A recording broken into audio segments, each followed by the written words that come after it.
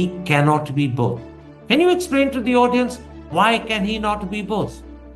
His two aspirations are mutually incompatible, because the path to being a Vishwaguru cannot be the path to being a Hindu Hriday Samrat, as he calls himself. To be a global statesman, Karan, you need to abide by, respect and follow international covenants, rules of the world order, certain principles, values, etc. relating to human rights, press freedom, freedom of the judicial apparatus, religious freedom, etc., etc. We are not doing that. Every single indicator, we may be denying them, but every single indicator indicates that we are slipping down the ladder of democracy. We are from a flawed democracy, we have become an autocracy, and God knows where we will be headed after the 2024 elections. So that will impact Mr. Modi's perception as a global statesman. And it is already visible in the sense that he is a self-confessed leader of the global south. But as we see after the Israel-Palestine affair, he is isolated in the global south. So that is why he can't be a global statesman. And the reason why all this is happening is because his aspiration to be a Hindu Samrat clashes with the requirements of being a global statesman. Here he has to promote one religion at the cost of other, suppress dissent, imprison people who are opposed to him, persecute the minorities, etc. That is necessary for being a Hindu Samrat. So you see, the two cannot exist in the same package. He has to decide whether he wants to be one or the other. In fact, in your essay, you go one step further.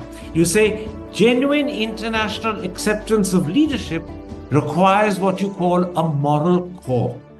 That moral core, you say, is missing in Mr. Modi because he's a religious revivalist. He's promoting one religion, as you said, at the cost of others, and therefore bigotry flourishes, majoritarianism reigns, minorities are marginalized. But if a man has a moral core, or lacks a moral core rather, are you suggesting that he's a flawed human being? I put it another way, insofar as the moral dimension is concerned, Karan. And it's like this. Mr. Modi does not perhaps recognize or acknowledge the binary between moral and immoral. He is essentially amoral. He doesn't recognize that there can be two. He is amoral because of his exaggerated narcissism and his this messiah complex. He feels, and he has said so a number of times in public, that he is God's chosen one. He is the messenger of God to do whatever he is doing. Now this is some kind of a paranoia, and much beyond issues of being moral or amoral. He feels that he can do no wrong, that whatever he does is right, and therefore the question of being moral or immoral does not arise. Now, whether he is a flawed human being, history will tell us. Right now, in his own perception and in the perception of large numbers in this country, he is a very successful human being. Tell me something. When a man believes that he's the messenger of God, that he's been chosen by God, that he's been sent to earth to fulfill God's mission, is that delusional? Is Modi being delusional when he speaks of himself in that way? I would think so. It involves a total lack of empathy, a total lack of compassion, whether it is students, whether it is farmers, whether it is female wrestlers, whether it is people, thousands of people being evicted and bulldozed into a migratory status, whether it was the COVID migrations, whether it was the COVID deaths. Mr. Modi does not appear to be a man of compassion. which is another reason why he cannot be a global statesman. So you're saying, if I hear you correctly, he has a total lack of empathy and compassion.